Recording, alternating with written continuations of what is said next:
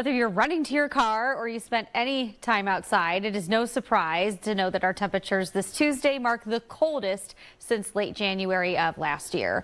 With weather this cold, you need to be prepared for any possible problems from frozen pipes to frostbite.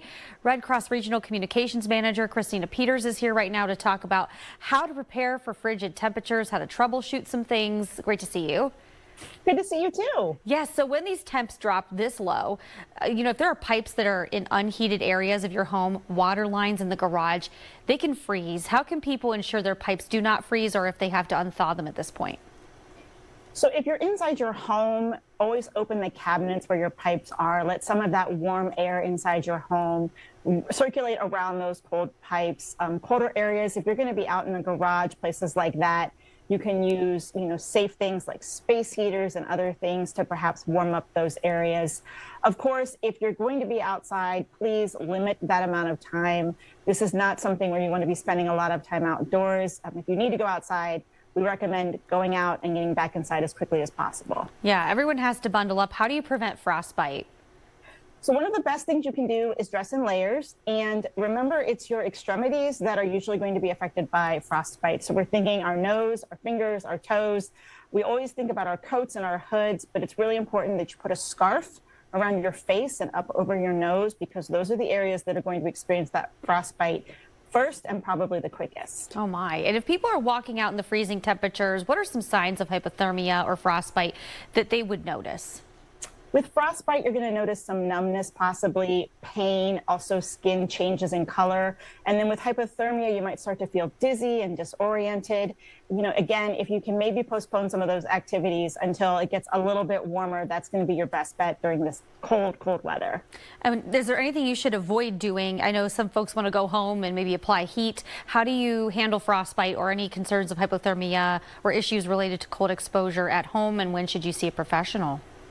So again, you just want to make sure that you get inside as quickly as possible, warm up quickly. If you're still feeling some of that pain, or if you're starting to see even more discoloration happen, definitely get in touch with emergency services and have a doctor evaluate that so that they can determine the best course of treatment for you. Yeah, and timing is critical, so you got to move quick on some of that. We were talking earlier with you about how we are seeing a severe blood shortage, in part to, some people maybe not even going out in the winter weather to help. So talk about the blood drives. How critical are these for life-saving care, and what kind of blood types do you need? Over the last month, the American Red Cross has seen about a 35% drawdown in our national blood supply, and we've just seen a higher demand from our hospital partners for those products. And of course, when the weather is cold like this, schools are canceling, so we're not hosting blood drives. Lots of people are staying indoors, which we understand is the right thing to do. But we're really encouraging everyone, if you are eligible and able to give, now is a great time to make an appointment. We're going to need donors now and in the coming weeks. So as this weather starts to get a little bit warmer, please consider making an appointment to give. Specifically, if you are a type O, A negative, or B negative, those types are in high demand right now. Got it.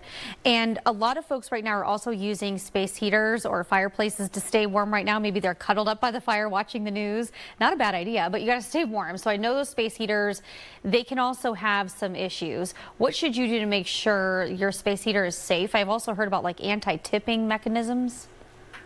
It's incredibly important when we're using these resources inside our homes to heat that you're being incredibly careful. You want to keep anything, of course, flammable away from your fireplace, especially if you have decorations perhaps for the winter, or if you're holding on to those Christmas decorations and they're still up, move those out of the way so that they don't catch on fire. With this space heater, it's really important that you set that on a solid surface. You're not going to want to put this on a rug or something else flammable.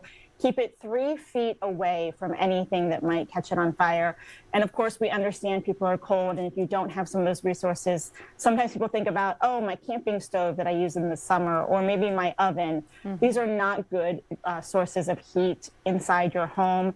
Do not use an oven to heat your home. That can lead to carbon monoxide poisoning. And of course, anything that's meant to be used outside should stay outside. So don't bring those things indoors, despite how cold it might be. And real quick, how can people donate?